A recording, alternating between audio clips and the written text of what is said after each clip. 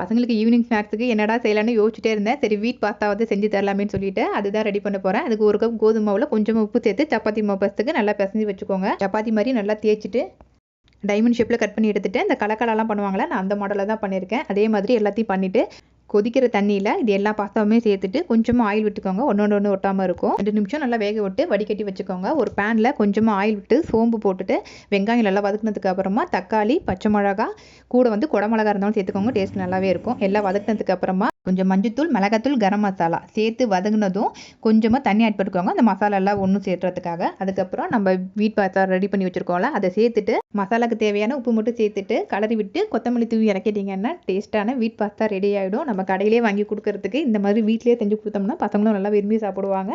வீட்டுங்கிறதுனால ரொம்ப ஹெல்த்தியும் கூட, டேஸ்ட்டும் ரொம்பவே நல்லாயிருக்கும். நீங்களும் கண்டிப்பாக இந்த ரெசிபியை ட்ரை பண்ணிவிட்டு எப்படி இருந்துச்சுன்னு சொல்லுங்கள். நாளைக்கு வேறு ஒரு இன்ட்ரெஸ்டான யூஸ்ஃபுல்லான வீடியோவில் பார்க்கலாம். பாய்.